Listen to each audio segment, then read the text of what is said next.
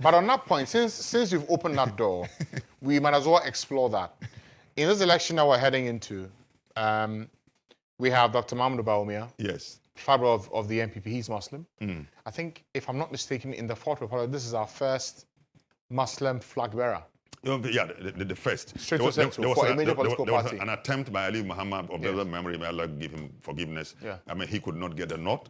But Dr. Bawumia has had the nod. For you, and you're the spokesperson for the National Chief Imam, does it matter that he straddles across the Muslim faith and also with the Christian faith? I've heard people say that a Muslim straight to censor should not be seen in church praying, fraternizing with the Christian faith. Is that, per the pillars of your faith, an aberration? It's not an aberration. If there are good reasons why, for example, you find me in a church.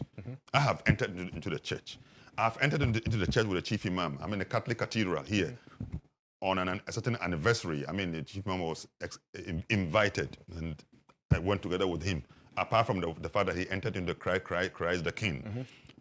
Because of the interfaith and my interfaith engagement, I also am invited. I'm in Presbyterian church. We have a public lecture in the Presbyterian church. I go there, I give lecture, and so on and so forth. But do you practice their faith? It doesn't make me less of a Muslim. Less a but Muslim. Practicing their faith, does that dent your Islamic faith? I mean, there's how you would describe practicing the faith.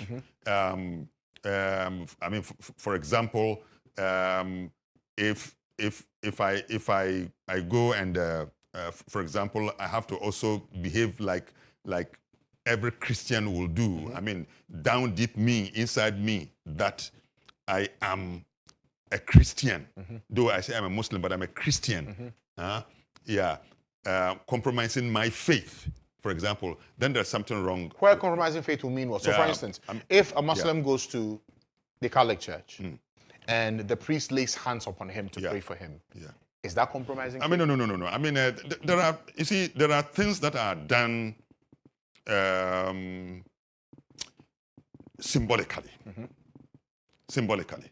I mean, priests come to the Chief Imam's place. Yes. To greet. I mean, to greet him. And then when they are going, they say they want to say a prayer for him. So sometimes I cringe a little bit. I don't know what will happen. So I will whisper to his ears that, man, I mean, said they want to say a prayer for him. Let them pray. He said, let them pray. Reverend Lawrence Tete I've gone with him, and he has asked the Chief Imam, he wanted to pray for him, and he's held Chief Imam's hand, and prayed, and prayed. And as he was praying, Chief Imam says, Amen. I mean to it. Those acts are symbolic to show that friendship. There is something in religious studies we call, those of you who are academics in the study of religions, we have the phenomenological study of religions. Phenomenology is a method of study, method of research, which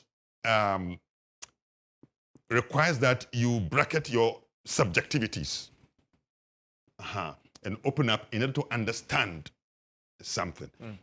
So those things are there. So symbolically, you can do something, and those one we call them the empathetic engagement.